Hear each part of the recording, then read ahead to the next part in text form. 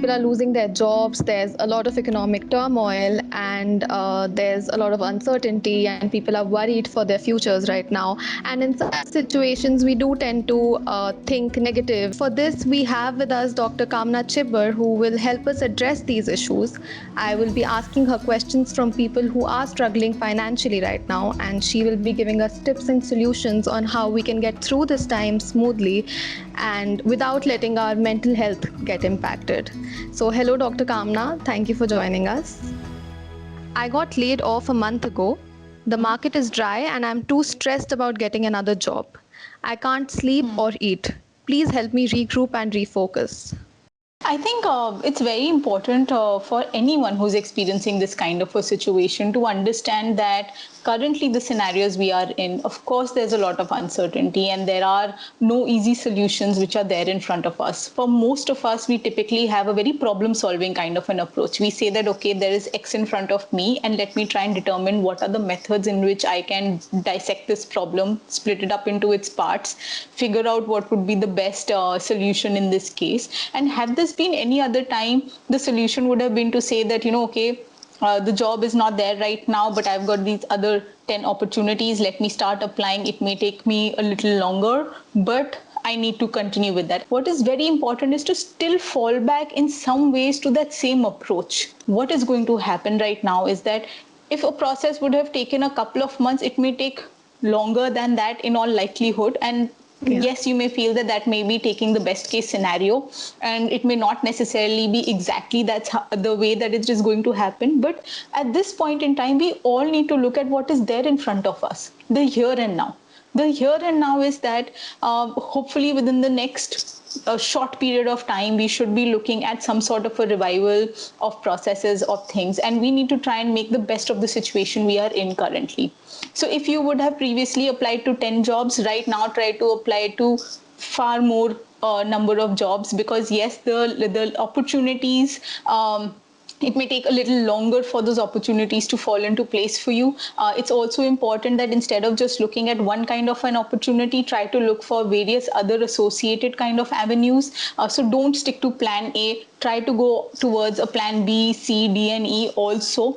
Try to look at what could be various other permutations and combinations. Look at activating your social support system. Try to see if you can reach out to people who are in the same space or a similar space, and if they can give you some advice and inputs.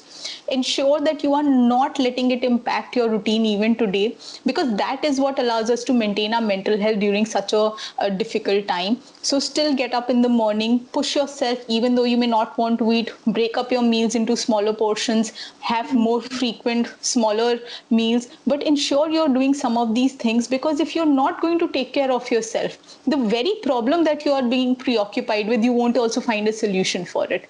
The second question is from a 26-year-old girl who says that I just graduated from a business school. At a time when we should be getting placed, companies are withdrawing offers. After my parents spent so much money on my education, I don't have a job, and the guilt is killing me. I think that this is something which is very, very understandable. From an emotional standpoint, if you look at it, we each have certain ideas and notions of how do we expect our life to kind of, take off. At this point in time, for anyone who's in this kind of a scenario, it is very likely that you are feeling that kind of a guilt to say that, okay, my parents would have pushed themselves to ensure something like this happens to me, happens for me. And I wanted to take on that role and responsibility later on to ensure that I am in a position where I can take care of my own financial needs, regardless of whether or something like this would have happened or not happened. Your parents would have always prepared to ensure that, okay, they would give you the best education that they can. So this was something that they would have planned for. What you can do right now is that you need to take care of your well-being. Make sure that you are being a support to them, if not financially in taking care of your own expenses, but at least in terms of the emotional support and the physical support that you can provide them by being there in their midst. So do the small things that you can to make things easy for them. In terms of the chores, if you're staying with them, if you're not staying with them, then connect to them even more often, because that is what they need currently. They need to make sure, you need to make sure that they are doing well. They need to see that you are doing well, Because if you are fine, they will be fine.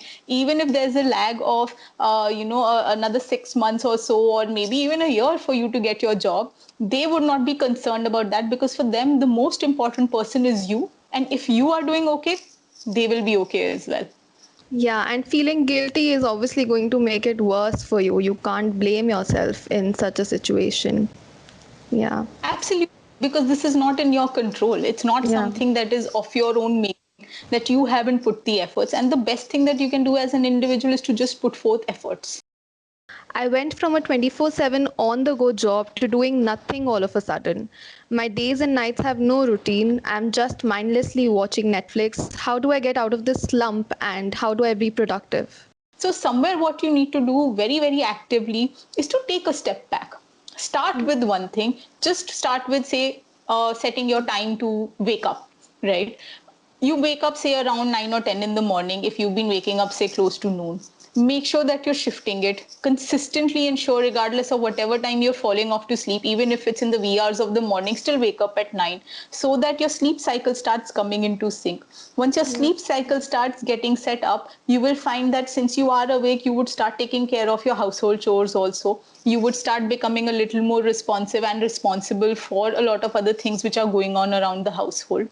At the same time, instead of binge watching a lot of these shows, space them out, so that when you're engaging with them, it's giving you joy and pleasure, and it does not become a numbing activity for you where you're trying to run away from your thoughts and emotions. And also, if you are actually doing that, if you're actually utilizing these as mechanisms to run away and numb yourself from your thoughts and feelings, then we need to figure out what is it that is bothering you. And I would keep bringing up the one of the most common points that I will have throughout is to say that reach out to your social networks. Stay connected. Make sure that you're talking to people. Don't isolate yourself. You can't meet them physically, but at least you can stay connected to them socially, on different platforms, and emotionally have your support system in place. So, doctor, the next question is on dependency, because a lot of us are finding ourselves dependent on our parents or on our friends financially, or on our partners, and that's something that's new for a lot of us. So, this question says, at 31, I have no income. I feel humiliated asking my parents for money. It's embarrassing, but I'm helpless. Help me refocus so that I don't drown in self pity. You know, ask yourself this: if the situation was reversed, what would you do? If, say, for instance, in your place, it was your parent who needed help, they were the ones who went through a scenario where they did not have the financial means to take care of their needs, or, for instance, maybe they had some sort of an illness which compromised their ability to take care of their own selves, their health, what would you have done? Yeah. As a family member, as someone who loves this person, you would have put forth all your resources, because that's the nature of the relationship, to ensure that that person is also taken care of. So, yes, today you may be 31, but 31 is just a number, right? And we belong to a society and to a community where coming together as a unit, as a family, as a support system has always been emphasized. So, it's okay if you're seeking your parents' support today, because tomorrow you would be playing that role for them also. If you feel that you could be a potential burden on them, that burdensomeness is not going to come because they need to take care of your financial needs. That burden would be felt by them when you do not take care of your role and responsibility within the home, when you start going to a negative caustic thought process, whether it pulls you down or it makes you more irritable at home and you snap at the people who are around you. If those are the things which are happening, then you need to address that first, because for them money won't matter. What will matter is how you're all spending time together, how you are feeling, whether you're being able to take care of yourself or not. And if you are, then they will be okay taking care of you for the rest of your life also. I moved out of my parents' house 2 years ago, but I'm back now. The salary cuts have made it difficult for me to afford living alone.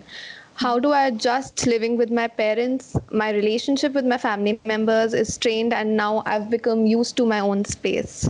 I think this is a very, it's a modern day problem which is Yeah. happening to most people who have gotten used to this new way of existing in their own independent spaces. But I think go back to the time when you did stay with your family. This Mm. was very unit within which you were functioning. So of course it was possible to do it at one time. If it was possible then, it is also possible to do it now. The human mind is such that it can always adapt, right? The reason why your adaptation gets challenged is because you are mulling over thoughts which are constantly telling you that, okay, this is not great, I don't feel great in this situation, I need to get out of this, I cannot deal with this anymore. If you Yeah. get stuck in those thought processes, that will make it far more difficult for you to keep continuing in that space. So I think one of the most important things is to figure out, what are you telling your own self, or what is your mind telling you? Address that. Try to remind yourself that right now the situation warrants being prudent. And prudence would say that right now we need to utilize and pool in all our resources, make sure we're supporting each other. And that involves today for you to stay in your parents' home. And it's not necessarily a permanent arrangement. It's going to be a temporary arrangement till the time you're able to get back into that space where you can live independently.